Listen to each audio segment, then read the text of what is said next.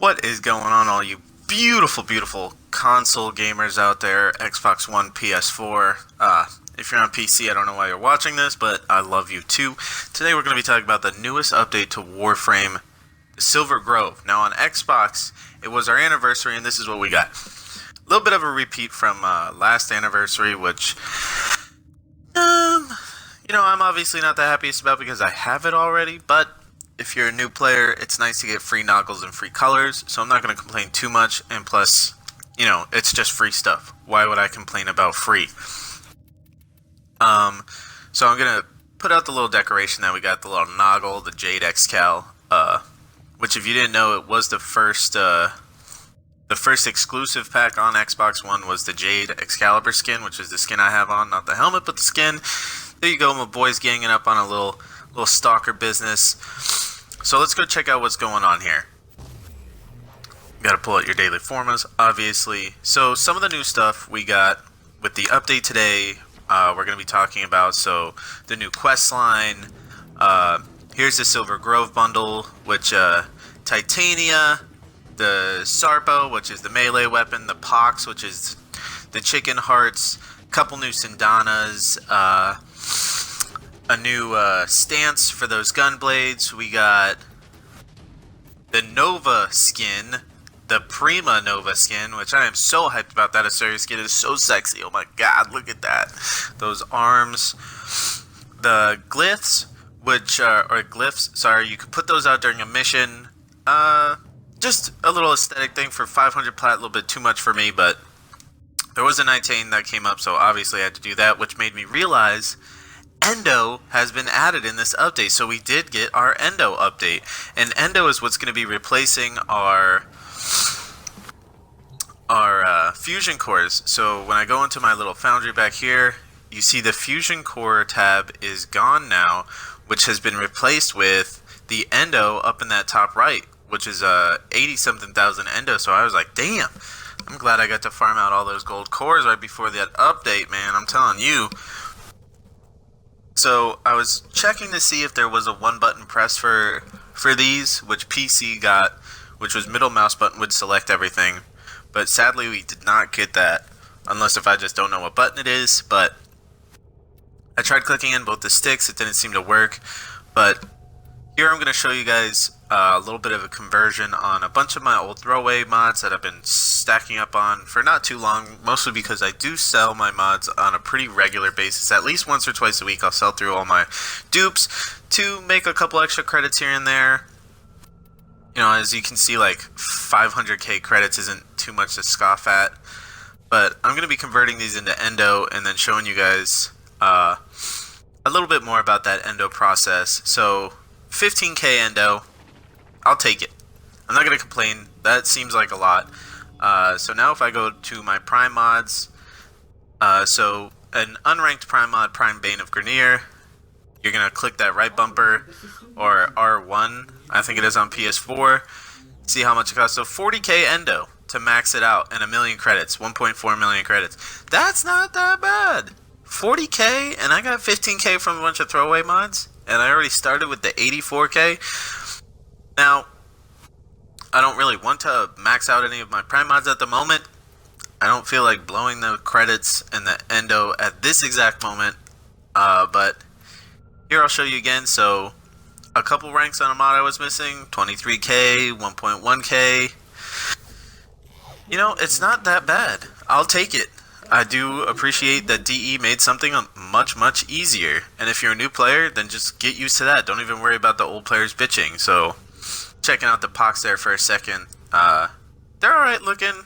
125 base toxin damage. That's not that bad. I'll take it. They also added, if you can see in that top left hand of every weapon, how many formas you have on everything, which is super helpful when you're like, damn, I want to pick something quick, but I don't remember how many formas I have on it. And if you've been playing as long as myself, then you know how many formas equals not how good a weapon is, but how useful it can be in a specific situation. So if I see right off the bat, oh, I've got, 6 formas on this Opticore, obviously, I'm just going to be able to equip it and go. I've got 4 formas on this Tigris. I can just equip it and go. I know that I have the mods on it that I need. You can see they added it to the Warframes as well. I can just go, alright, I don't really care which build I have on if I'm just trying to throw on a quick build. I know that, boom, I can throw on any of these frames here, and my first build, my config A, will be ready to go, ready to kick ass on whatever mission I'm trying to do. And there she is, the Queen Bee herself, Titania of the Silver Grove. This is how you get her. You're going to come to New Loka inside of any of the relays. It's the very first door on the left. So as soon as you come in to your relay, you're going to take a hard left and just walk into that first door. This lady's going to give us a little storyline. I think I'll shut up here. We've learned that the Grenier, those twisted abominations, are planning to build a factory on it. Grenier Scorch units have been deployed, intent on turning our blessed Silver Grove to ash. Generations ago, we recovered an apothic recipe at the shrine.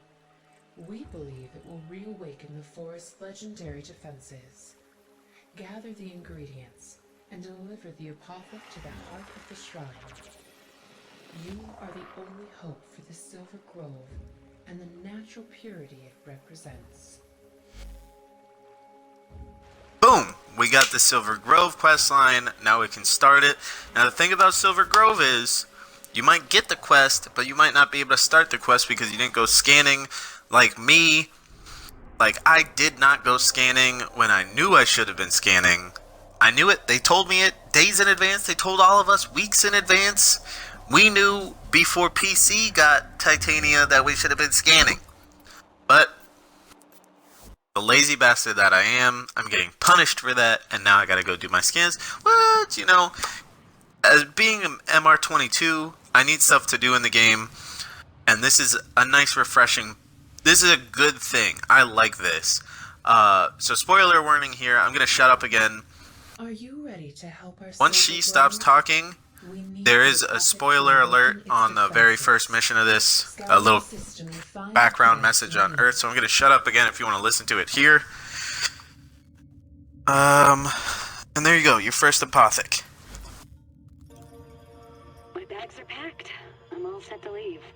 I can't believe I'll be working with one of my childhood heroes, Archimedean Margulis.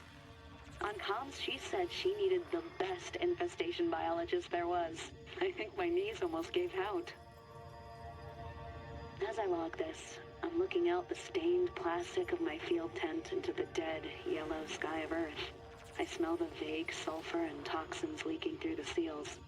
Yet, somehow, I'm gonna miss this place. Leaving here feels like I'm giving up on my dream. My dream to see green and blue return to the sick and dying mother of us all. But I'm frustrated with my lack of progress. I've tried everything to accelerate the ailing vegetation, to guide and nurture the soil, but nothing comes of it. I need a change. Now I have that opportunity, and thanks to Margulis, I'm relieved I won't be drafted into some Orican war project.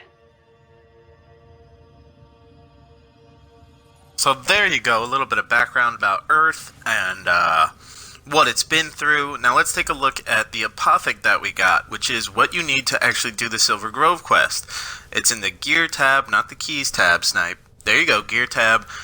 We're going to go down, and I have most of what I need, but I am missing one specific ingredient. But here we go again. So this is the last thing from the update. I'm pretty sure this is the last thing from the update, which I am ecstatic about. But the hammer, I want to say it's called the static core. I'm pretty sure it's called the static core. So you're going to need 75k standing from Cephalon Samaris if you've been doing your dailies, if you've been, you know, just scanning things left and right like I do. I join random games, and whenever I see Cephalon Samaris start I'll go scan my targets. Now, for the static core, it's a hammer. It is a beast of a hammer. Did I get the name right?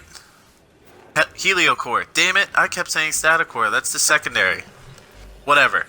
So, Heliocore, the big thing about this hammer is that whenever you smash an enemy in the head with it, it'll scan them.